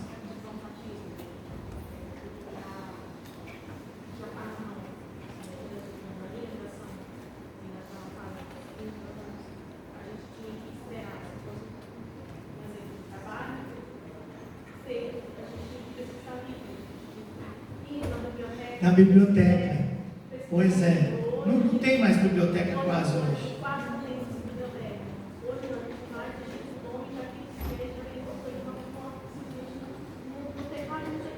Pois é. Perfeito. Vocês já resumiram tudo. Excesso de informação e a prontidão da informação. E a quantidade de informação ruim, que também está dentro do negócio. Porque a maior parte tem quinquilharia no meio, né? Essa quantidade. Eu vou fazer um exercício rápido com vocês, para vocês entenderem um pouquinho a diferença de pensamento. Vocês têm ideia de quantas decisões vocês tomam no dia? Desde a hora que você abriu o olho, se deu conta que você acordou, até a hora que você vai dormir? O dia inteiro, mas então, quantas? Tem volume, vocês têm ideia? Chuta aí um número, só para a gente ver se vocês chegam perto. Hã? Mais de 50? Não? Ó, tá lá. 8.000. Mais. Mais de 10. Hã? 15 mil. Mais. Em torno de 35 mil decisões a gente toma por dia. Ah, mas eu não tomo tanta decisão. É porque 90% delas são automáticas. Acordei, eu sei que eu vou levantar para o lado direito ou esquerdo da cama. Qual pé que eu ponho primeiro? Que mão que eu abro a torneira? Tudo isso são decisões que não estão configuradas na parte ali do dia a dia. Está no automático. Já tem uma configuração automática. Mas ela tem espaço para acontecer. Quem é? E aí, você pega 35 mil decisões no dia. Quando eu pego essa decisão, esse número varia um pouquinho, tá? Os estudos mostram um pouco mais, um pouco menos, mas na média são 35 mil decisões no dia. O que a gente percebe? Que quando eu acordei até onde eu vou dormir, quem não nasceu com o celular na mão, a gente é mais cadenciado, ou seja, a gente aprendeu a esperar. Só pegar o ônibus para ir na biblioteca, para pegar o livro, ou seja, tinha tempo e a gente precisa de uma pausa maior para fazer as coisas acontecerem. Muitas vezes, não, as mulheres fazem muitas coisas ao mesmo tempo, né? Muito mais do que os próprios homens. Mas mesmo assim, a pausa decisória, ela é importante. Tá? Por quê? Porque no meio do dia, das 35 mil decisões que você está tomando, 90% delas geralmente se configura em torno de 5 a 10 segundos antes de você tomar a decisão, ela já está tomada na cabeça. Porque ela já tem uma memória para acontecer. A não ser que você vai fazer diferente. Não, peraí, eu vou levantar para o outro lado da cama hoje. Você vai ter que ter um esforço de decisão diferente. Aí você bloqueia. Mas o que está, durante o dia você tem uma quantidade de decisões todas automáticas. E aí você para de vez em quando para fazer decisões importantes daquilo que você está fazendo durante o dia. Para quem é migrante digital, eu tomo decisões com um certo espaço para não tumultuar, porque eu também não consigo. Isso não é de todo mundo, tá?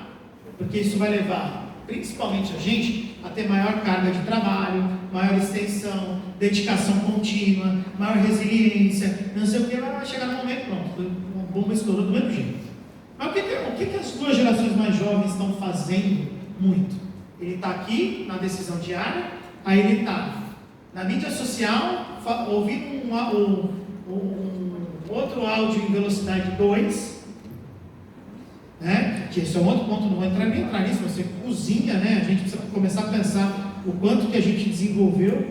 Isso está mudando inclusive a prosódia dentro das próximas gerações. Eles estão cortando artigos, eles estão falando mais intercortado. Quem tem adolescente em casa sabe que eles se comunicam, parece que é outra linguagem.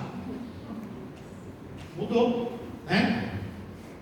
Ah, mas isso é ruim. Não é ruim, porque o vós mercê virou você. Acontece, a gente usa o você, mas lá atrás ninguém usava você. Isso faz parte do novo. Só que se a gente não se comunicar dessa mesma forma com eles, ou aprender a lidar com um canal de comunicação acessível para os dois, isso barra. E aí ele está vendo vídeo, ele está fazendo, não sei o que, ele está fazendo 4 ou 5 atividades ao mesmo tempo, com hiperexcitação. Ele está plugadão, né? Nem mal está parando para prestar atenção, porque ele tem informação rápida, instantânea e um volume de informações muito grande para lidar. Eu vou falar na parte médica, só para vocês entenderem o tamanho do buraco. Até o começo do século passado, 1900, 1910, 1900, até a época ali da transformação, do Taylorismo, do Fordismo, o conhecimento dobrava a praticamente 80, 90 anos. Quando chegou na década de 50, por conta de guerras, evolução e tudo mais, o conhecimento passou a dobrar, o volume de conhecimento passou a dobrar na casa dos seus 50, 40 e poucos anos. Quando a gente chegou nos anos 2000, esse conhecimento passou a duplicar dentro de uma casa muito menor, de 10 anos. Vocês têm ideia de quanto se dobra de conhecimento hoje? Conhecimento de tudo que a gente está vendo. Estou falando de artigos que envolvem principalmente a área de saúde, tá? A área médica. O conhecimento da área médica dobra de quanto em quanto tempo? Vocês têm ideia? Menos de um mês. Em torno de 23 dias se dobra todo o conhecimento de uma área de saúde instalada. Você fala, não é possível. Porque a gente tem um volume gigantesco de coisas acontecendo, com muitas informações, com muitos cruzamentos que demorariam muito tempo e que hoje estão automatizados. E para lidar com tudo isso, essas gerações mais novas pegam as coisas de forma mais picadas, várias coisas, para poder montar o seu mosaico de informações. Porque ele não precisa saber o porquê, ele tem que saber onde está. Porque ele acha, peguei, cruzei, fiz, agora onde está que é difícil. E aí, quem tem adolescente em casa vai se sentir como eu. Quando eu pego e olho eles na hiperexcitação, então parece que estão ali, hiperfocados. Agora, senta para conversar, põe eles para assistir um programa de TV que não é streaming, por exemplo. Estou entediado. Ou logo dorme. Por quê? Porque quando ele sai da hiperexcitação e vem para um estágio, ele cai num vale e aquilo para ele não interessa. E aí essa hiperexcitação demasiada gera ansiedade. Consegui amarrar, né? Vocês falam, esse cara está viajando aqui, né? Exatamente isso que leva ao aumento da ansiedade nas novas gerações, tá bom? E aqui a gente vai para um assunto ainda mais pesado, que é a questão de quando isso se transforma num agravo tão importante que a pessoa pensa em tirar a própria vida. A ideação suicida ou o suicídio é um caso extremo. Isso aqui é uma falha social gigante. Quando a gente chega nisso, a gente praticamente está dando todo o atestado de falta de relações de amortecedores ou de condições que conseguiram fazer com que a gente detectasse que uma pessoa está num sofrimento extremo já há algum tempo. Ninguém faz uma ideação, ninguém faz um movimento suicida sem antes ter passado por um processo de adoecimento muito significativo. Tem gente que é mais rápido, tem gente que é mais demorado, porém, todos passam por um processo. São 700 mil suicídios por ano, vocês sabiam? Vocês conhecem esse 188 aí? Alguém aqui? Tá tudo bem, se não, todos conhecem o 188, certo? Eu estava em casa, fazendo a apresentação. Todas essas imagens que vocês estão vendo são geradas por IA, tá? Então, eu fiz imagens para esse papo de hoje.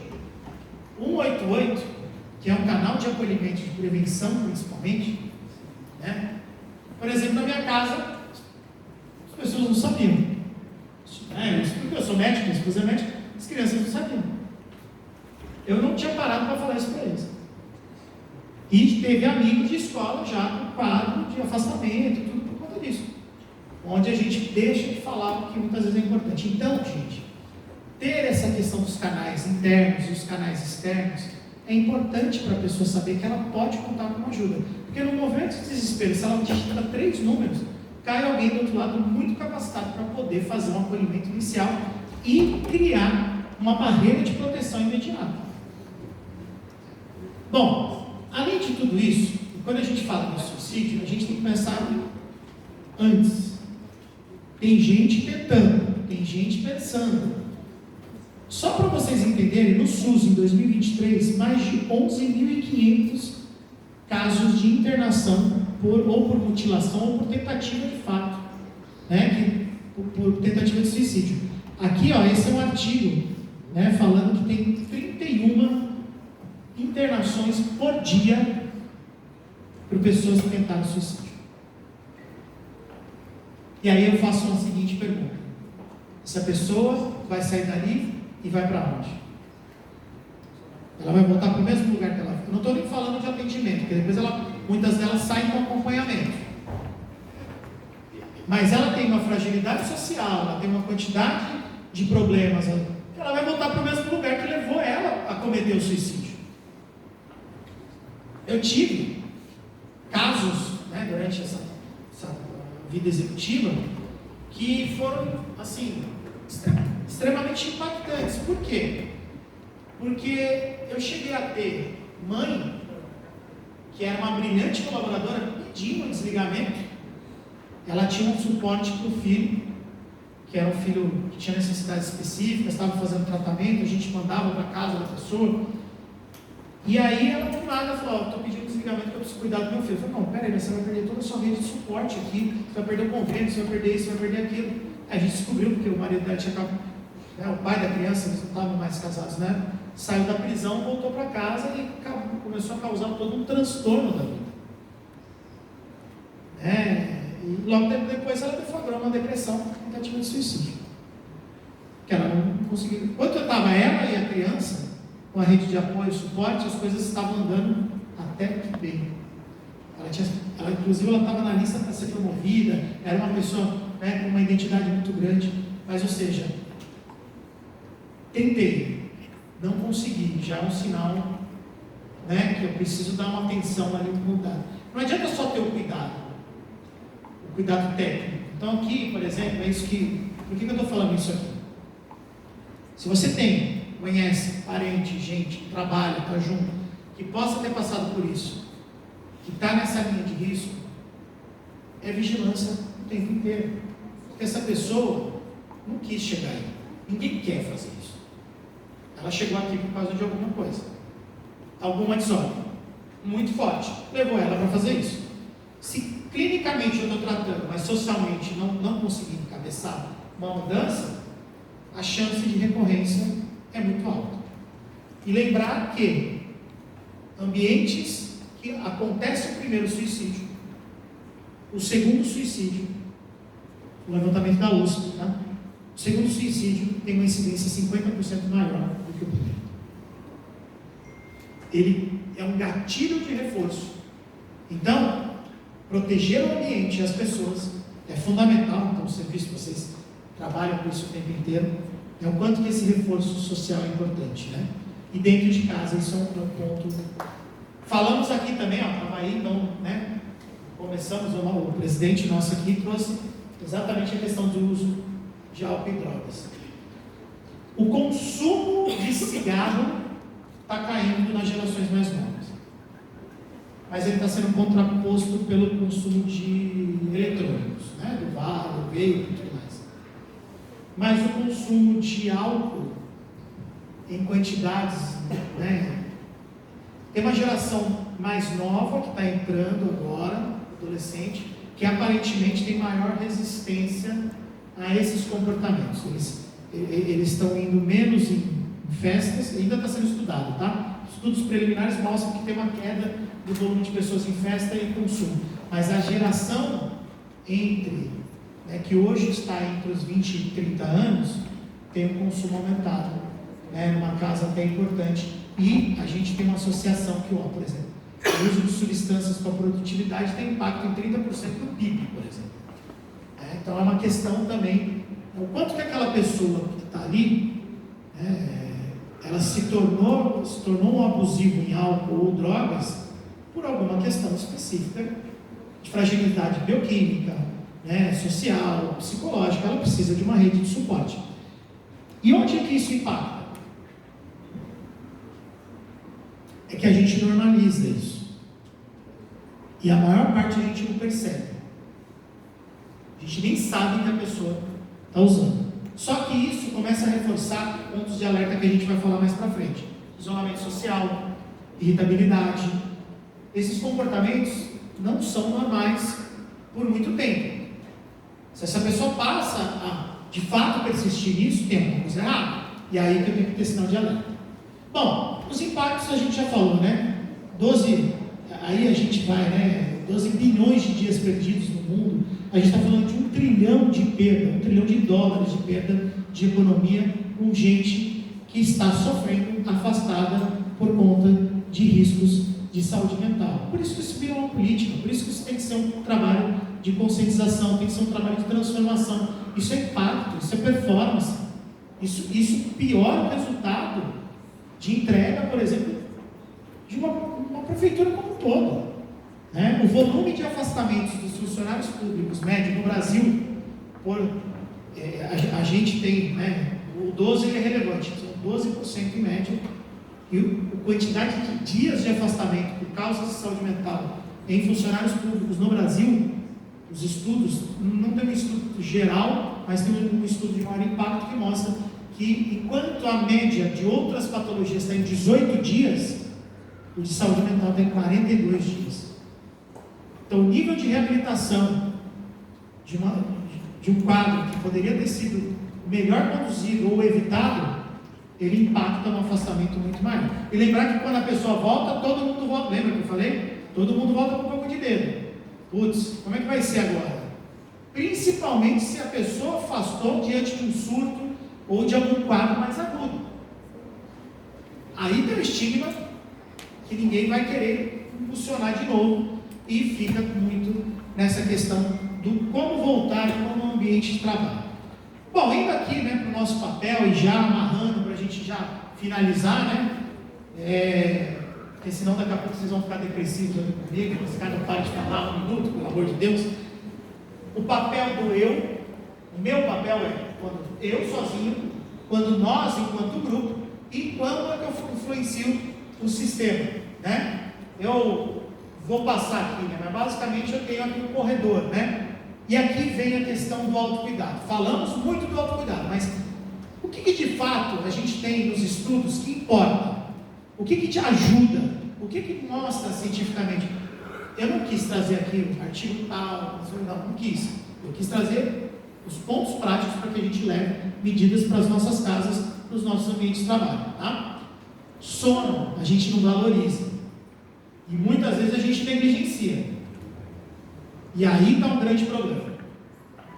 O volume de perda de produção, queda laboral, depressão e ampliação da ansiedade tem muito a ver com a negligência do sono.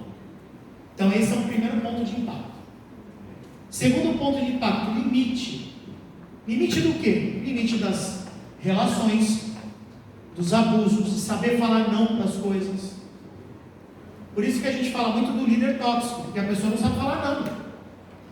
Muitas vezes fala, cara, desculpa, vamos negociar melhor? Porque a gente se sente intimidado, não consegue. E não é uma questão de desrespeito, é uma questão de negociação de limites. Limite da quantidade de horas de celular, limite da quantidade de álcool, limite, né, da quantidade de exposições negativas, ou seja, limites. Limite, inclusive, de atividade física. Vou falar o porquê. Quando eu falo limite, não é que, não, só vou fazer isso aqui, não. É que a gente adora, né, ter os esportistas, principalmente os homens, né? Os esportistas de final de semana. E é comum, na segunda e terça-feira, você receber a pessoa quebrada. Porque foi jogar futebol, foi fazer uma atividade, mas não tem uma atividade regular. Então se arrisca a fazer coisas que não tem preparo para aquilo. O que acontece? Acontece um problema de imobilidade. Uma das principais causas associadas à depressão no homem é a deficiência de mobilidade e dor. Então se ele já tem uma predisposição e passa a adquirir pronto, é um gatilho para isso. Mas não, peraí, então você está falando que é para eu parar de jogar bola? Não, né? Porque você tem que ter a responsabilidade. Se você for fazer uma atividade, esteja minimamente preparado para ela. Uma caminhada vai te fortalecer, ou seja, você tem que ter uma atividade contínua. Não vai querer se arriscar a ponto, né? Vou surfar, né? Não faz nada, vai surfar. Pronto, volta arrebentado. Não tem jeito. Então o limite também é para isso. Movimento. Não estou falando atividade física, estou falando movimento. Quando eu falo movimento, atividade física é regular. O simples fato de você, ao invés de mandar um e-mail, pegar, levantar da sua cadeira e ir lá falar com a pessoa, é movimento. O simples fato de você sair do seu ambiente para ir tomar uma água a cada uma hora e pouquinho, é movimento. Então você está falando que o negócio da garrafinha não é saudável. Não, é saudável sim, porque você vai lembrar de se hidratar. Mas a minha proposta é que você pegue sua garrafinha e leve para passear. Porque aí você vai quantificando durante o dia, você retoma, refaz ela e cria movimento. Tá? Eu publiquei agora, saiu um jornal, uma matéria nossa pela BTV, Fabi? Foi até a gente, sobre movimento, né? A Fabi é nossa assessora de imprensa, e foi uma matéria impactante. Meia hora de movimento por dia tem impacto de redução para mais da metade de doenças como a questão de colesterol e glicemia. Vários estudos seriados mostrando isso, só com o movimento. Tá? Então, além da atividade física, primeiro você tem movimento. Movimento de todas as espécies. Né? Então, e aqui, aquele ponto, eu tenho que saber que se eu não estou bem, eu tenho que sinalizar para quem eu confio, eu tenho que de alguma forma pedir ajuda. Sofrer sozinho não é normal. Não, mas eu aguento. Cara, não é assim. Você acha que você aguenta, até a hora que você vai chegar num quadro que é irreversível. E por último, atenção de risco. E o que é o sinal de risco? Quando não vai bem, o que acontece? Né? Aí é aquilo que eu falei, mudança de humor persistente.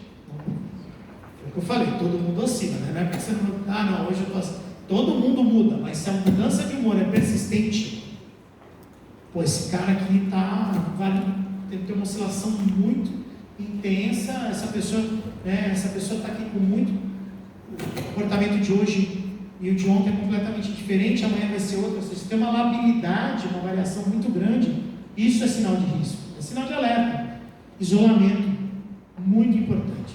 E aqui tem um problema, porque nas gerações mais novas, tudo é digital, inclusive os encontros, né? As falas, e você não consegue perceber o isolamento. Aquela pessoa continua trocando mensagens, está lá.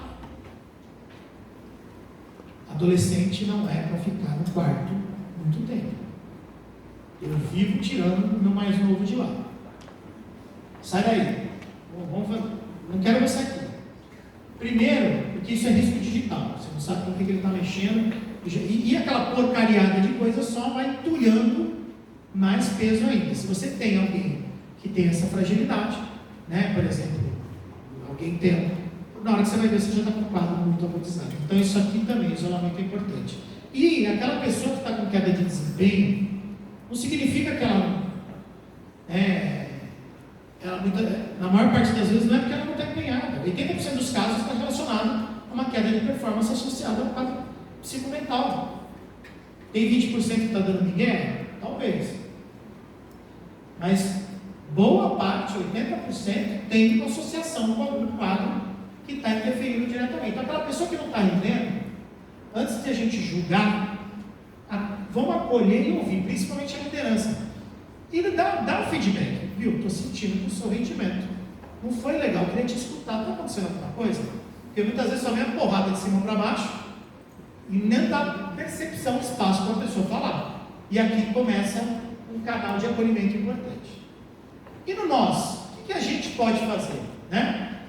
Respeito com o dia a dia. É um cumprimento, é um bom dia, é chegar, por mais que você não goste do convívio com aquela pessoa, o respeito, o respeito por ela, né? Precisa haver. O mínimo das relações deve acontecer. Então é muito comum a gente ver ambientes tóxicos que as pessoas não se olham, não se falam. Esse aqui é o primeiro passo para a gente ter um desequilíbrio lá dentro. A comunicação segura. O que é uma comunicação segura? Primeiro, eu abordar a pessoa é um assunto bacana, legal, né? Primeiro perguntar para ela se eu posso fazer um reconhecimento público. Já vi gente que ficou extremamente incomodada de ter tido reconhecimento público. Eu passei a perguntar para todo mundo, posso falar para todo mundo na sua frente? Porque tem vergonha, né? Eu tenho gente na equipe que passa mal, por exemplo, você precisa, pessoal, levanta aí para bater palma, passa mal. Né? Então, tipo, eu estive, né? Há pouco tempo a gente passou por essa experiência. Então também a linguagem respeitosa é isso. E a exposição do negativo também não pode acontecer. Muito menos. O feedback tem que ser separado, tem que ser respeitoso, num lugar onde a linguagem seja clara. E o ambiente de confiança não é um ambiente que você é o amigão, que você é a amigona. É um ambiente que a pessoa possa ter um canal para falar. Se ela tem um canal, que esse canal seja divulgado. Ah, não, mas essa pessoa não é próxima a mim. Provavelmente ela não vai falar com você. Mas se ela tiver um canal para recorrer, respeite. Se ela estiver passando por algum lugar, ou por alguma questão, então comentários, fulano afastou por causa disso. Você viu, o cara lá espirocou, o outro fulano surtou. Esse é o tipo de coisa que causa resistência e uma problemática no ambiente de trabalho muito complicado.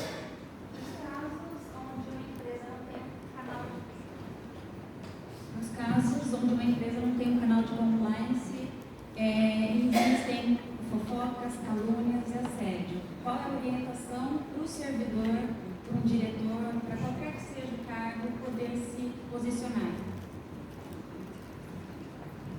Perfeito. Como é que você chama? Nayeli. Sua pergunta é importante, porque assim, a obrigatoriedade do canal, ela ainda não é 100% disseminada, e a lei, ela tem a previsão muito mais do acolhimento e tudo, e a formalização, como é um canal de compliance, por exemplo, não é essa a regra. Então, o primeiro passo para uma configuração disso, uma vez que eu não tenha um canal externo, né, os canais de acolhimento, por exemplo, esse 188, canais de acolhimento social são importantes, tá? Tem vários outros, eu deveria até ter trazido aqui, depois eu até mando para vocês, mas tem canais, né, de secretaria, tem canais não governamentais, tem outros canais de acolhimento, tá? Mas principalmente, quando eu não tenho esse canal formalizado, aí a conversa tem que ser provocada no seguinte sentido: para quem que a gente recorre?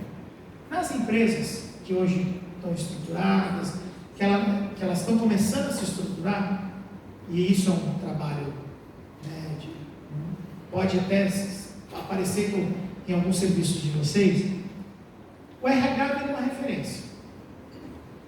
Mas o real é que o líder seja essa referência. É papel e delegado do líder estar capacitado para fazer os primeiros acolhimentos. Ele tem que ser. Por quê? Porque até chegar no RH, até chegar no ponto, e muitas vezes para chegar no canal, o líder já percebeu antes, e a busca é ativa do líder. Ele percebeu que aqueles atestados começaram a aumentar, ele percebeu que aquela pessoa parou de render, ele percebeu que aquela pessoa está mais irritada, que ela brigou com fulano, chegou uma reclamação, né, de alguém que foi no serviço e foi mal atendido, o NPS caiu, ou seja, você tem métricas que a liderança começa a olhar e falar, poxa, eu preciso entender o que está acontecendo aqui com essa pessoa. Então, independentemente do canal, ele existindo ou não, a gente tem que investir no letramento da liderança. O líder tem que ser a pessoa capacitada para lidar com isso. Se você não tem um líder adequado, se você não tem um canal adequado, aí provavelmente você vai encontrar o pior dos ambientes, que é um ambiente mais hostil para lidar. E aí a pessoa ou sofre, é aquilo que eu falei, ou ela vai sofrer calada e vai se agravar, ou ela vai ser feliz em outro lugar, buscando uma localização ou até mesmo, né, o servidor público tem um volume de canais que ajudam ele muito mais nisso. E o próprio formato do trabalho tira um pouco o peso e deixa no sentido de, assim, você não vai ter ali alguém que vai ficar te perseguindo a vida inteira numa meta, entendeu? você vai ter condição de conversar com outras pessoas e sair para uma rede de apoio mais aumentada. Teve um caso de um ambiente público que nos trouxe várias recomendações, que era muito associado a assédio. Eles estavam tendo um ambiente de assédio muito grande. E aí, na hora que eles foram pegar, estou trazendo um ponto extremo, tá? Começou a aparecer através de boletim de ocorrência. Então, assim, estou trazendo um case que a gente vivenciou, que chegou no nível da pessoa registrou um boletim de ocorrência. E de alguma forma aquilo caiu no Ministério Público, você deu um alerta, né? E aí ganhou um caminho. Então, assim, pensando em mecanismos, dificilmente isso dentro do ambiente privado ganharia um corpo maior de evolução, né? Então, esse é o ponto. Aqui, dados os canais de acolhimento que vocês têm de serviço de saúde mental, pode até ser que isso não, você esteja bem, você esteja centrada, mas você esteja extremamente desvinculada com aquele nível, com aquela forma de trabalho. Esses canais também são canais idôneos e sigilosos de acolhimento, porque se tiver risco de ambiente de trabalho, essas pessoas vão te ajudar a fazer o requadramento. Então, também tem, esse é um canal técnico de ajuda. Recebi muita denúncia através de ambulatório nosso de acolhimento, né? E aí a gente transformava aquilo numa informação mais gerenciada, sem expor as pessoas que estavam passando por ali, para virar uma ação de capacitação para a liderança. Eu acho que esse é um ponto também importante. Assim. Pergunta bem complexa a sua, né? Não é fácil de resolver quando você não tem essa disposição dentro do ambiente. E a ponto de ter virado boletim de ocorrência, por exemplo. E aqui, os canais de conversa, né? Como é que eu crio um canal de conversa? Ah, não, simplesmente falou, vem aqui, eu te escuto, né? Não é assim. O canal de conversa oficial é uma coisa. Agora, você criar um ambiente de canal de conversa é outra. Quando é que vocês fazem reuniões? E aí eu vou usar um exemplo do que eu estou... Um dos meus projetos, a gente está estruturando uma plataforma de desempenho, de métricas para colaboradores. E a gente fez uma metodologia, porque está todo mundo correndo ali, então a gente se reúne muitas vezes corrido. A gente faz o que a gente chama de check-in. Como é que você está chegando aqui hoje? São pequenas práticas. Se você tem um grupo de trabalho que vocês estão fazendo, faça seu check-in. Como é que você está chegando aqui hoje? Ah, estou chegando meio ansioso, estou chegando meio bravo, estou feliz da vida.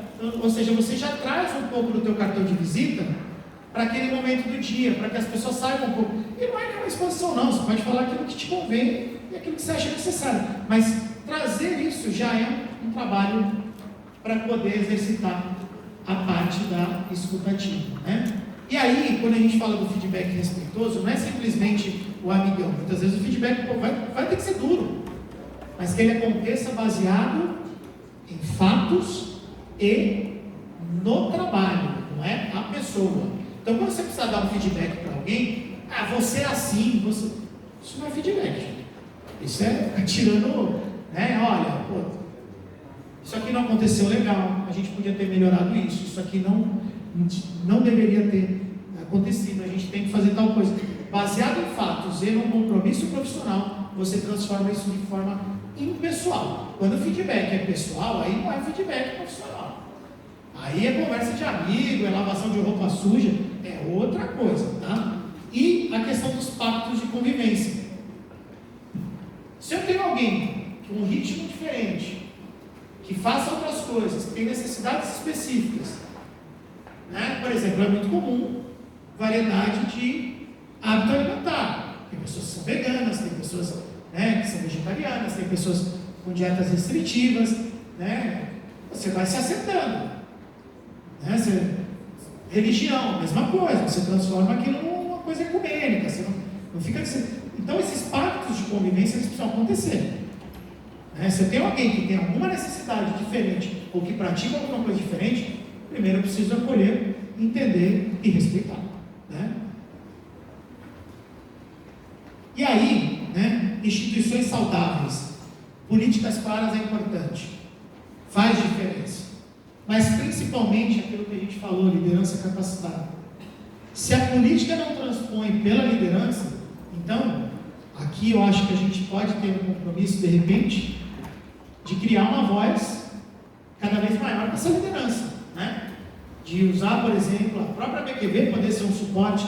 O que as lideranças hoje estão fazendo? A gente montar um material, a gente pode pensar em várias coisas para ajudar na disseminação do preparo do líder, né? E o líder não é a mãezona ou o paizão. O líder é a pessoa que vai ajudar com que aquele time se desenvolva, tá? Em cima das obrigações do qual cada um está aqui para fazer. Não é ficar passando a mão na cabeça e muito menos negligenciar o que precisa ser abordado, né? É colocar o fato e ajudar as pessoas a se desenvolverem. E acesso ao cuidado. Então, quando a gente fala do canal, quando a gente fala, né, do acesso ao cuidado, é importante que aquilo não seja estigmatizado. Eu passei por um momento dentro da empresa que as pessoas não ligavam para um determinado canal porque criou a cultura de que quem ligava ali, elas sabia que estava precisando de ajuda e já ganhava uma estigmatização. Ou até mesmo criou um grupo de diversidade numa empresa que eu fiz consultoria. Durante 6 meses ninguém se recrutou. E havia vários casos sabidos de pessoas que estavam em transição de gênero, que tinham configurações familiares diferentes. Era um tema muito bacana para abordagem, mas era por quê? Porque a fala da diretoria era extremamente desrespeitosa no assunto. É lógico, cara, por que eu vou nisso? A pessoa não se identifica. Então, esse tipo de coisa se você vai montar um canal, se você vai montar um acolhimento, não crie preconceito. Se você tem o teu preconceito, se você tem a tua limitação, não se expõe a querer fazer nenhum tipo de negociação. Isso só vai piorar as coisas. Então, estou falando que 100% das pessoas não tem que ter preconceito. Que bom seria. Mas a gente sabe que não é assim. Nós vamos adquirindo algumas coisas sociais, culturais, cognitivas, que vão tirando um pouco da nossa liberdade de expansão em pensamento. E isso faz com que a gente possa ter algumas restrições e que eu não leve essas restrições para o ambiente de trabalho nem para o julgamento das pessoas que trabalham comigo. E aí, mobilizar, educar e sustentar está muito associado, né? E aí é um trabalho aqui, né, das associações, um pouco do que eu estou fazendo aqui, um pouco do que a gente pode fazer, é produzir conhecimento, é trazer luz, é mostrar o impacto, é falar por que a gente está falando de um gênero branco, que não é somente, a saúde mental é só a ponta do iceberg, né? É articular rede. Como é que a gente pode montar rede de apoio? Tem gente estruturada, tem serviço privado fornecendo recurso para fazer isso, muitas vezes até testando de forma gratuita, né? Então, assim, vale a pena conectar esses agentes. A BQV é esse conector. A partir daqui a gente começa uma caminhada para estudar. Por exemplo, empresas na região aqui de Valinhos, Campinas, se não podem se associar a propósito de a gente melhorar a saúde e qualidade de vida para os nossos servidores, para a população como um todo. Isso faz parte do processo de caminhada que a BQV também tem como propósito. E, principalmente, reduzir estigma. Lembrar, saúde mental todo mundo tem, saúde mental não é ausência de doença, todo mundo vai passar por algum momento pior ou melhor durante os nossos dias.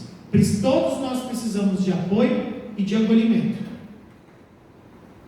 Se você acha que esse é um assunto que você se identifica, vem com a gente nessa.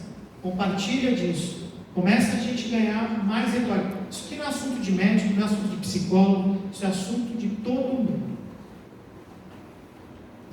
Outubro Rosa é assunto de todo mundo, não é? O Novembro Azul é assunto de todo mundo, não é? Uso de cinto de segurança. Alguém aqui consegue não conceber mais a gente não usando cinto de segurança? Só que o uso de cinto de segurança foi uma política de medida de proteção que teve um ato junto de multa, punição, não sei o quê, para fazer um trabalho de conscientização forçada.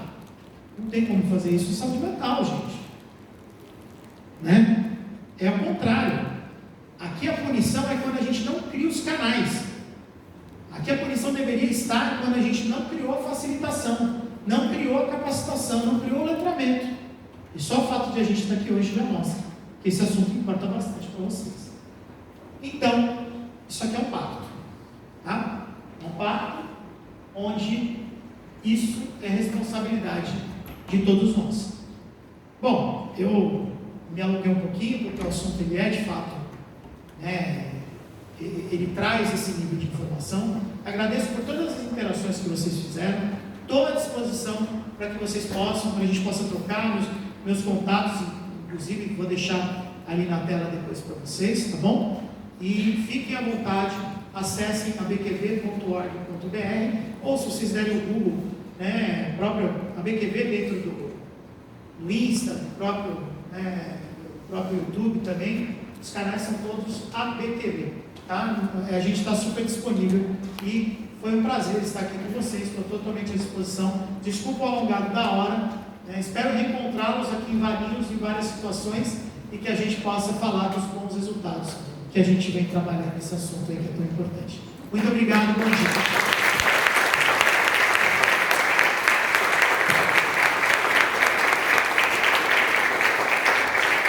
Muito obrigado, doutor Antônio. Eu convido ele a ficar aqui, por gentileza, conosco. Convidar a Mara e a supervisora do Serviço de Saúde aqui a trazer um mimo para ele.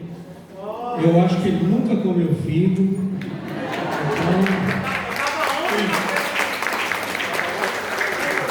nós agradecemos profundamente pelo seu carinho e ter aceitado estar aqui conosco nessa manhã.